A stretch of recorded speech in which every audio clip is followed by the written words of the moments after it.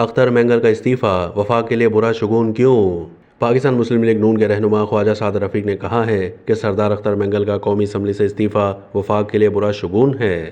آئین کے تحت انتخابی جمہوری اور سیاسی عمل میں حصہ لینے والے بلوچ سیاستدان کا استعفیٰ تشویشناک ہے۔ اپنے بیان میں سابق وفاقی وزیر کا کہنا تھا کہ سردار اختر مینگل کا استعفیٰ مؤخر کیا جائے اور بات کی جائے۔ ان حالات میں ڈاکٹر عبدالمالک بلوچ، لشکری رئیسانی اور اختر مینگل جیسے سیاستدانوں کا دم غنیمت سمجھا جانا چاہیے۔ انہوں نے یہ بھی کہا کہ عبدالغفور حیدری اور مولانا ہدایت الرحمان جیسے سیاستدانوں کا بھی دم غنیمت سمجھا جانا چاہیے۔ خواجہ سعد رفیق نے مزید کہا کہ ان کی سخت باتیں سنجیدگی سے سنی جائیں اور آئینی انتخابی سیاست کرنے والوں کا ساتھ حاصل کیا جائے۔ انفرادی ملاقاتوں کے دوران متعدد بار توجہ دلانے کے باوجود میرے موقف پر توجہ نہیں دی گئی۔ میرے موقف کو بعض اوقات ناپسند بھی کیا گیا ہے۔ سعد رفیق نے کہا کہ بلوچستان میں نفرت کا زہر پھیلتا جا رہا ہے، اس کا تریاق تلاش کیا جائے۔ سی پیک کی بحالی اور تکمیل کو روکنے کے لیے بیرونی قوتیں پوری طرح سرگرم ہیں۔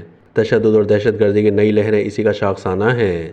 رہنما نون لیگ نے کہا کہ بلوچستان کا مسئلہ محض طاقت کے استعمال یا محض مذاکرات کے ذریعے حل نہیں ہوگا اور نہ ہی پسندیدہ سیاسی کھلاڑیوں کے ذریعے حل ہوگا۔ خواجہ سعد رفیق کا کہنا تھا کہ درد مندانہ اپیل ہے کہ حکمران اتحاد اور ریاستی ادارے سر جوڑ کر بلوچستان کا پائیدار حل تلاش کریں۔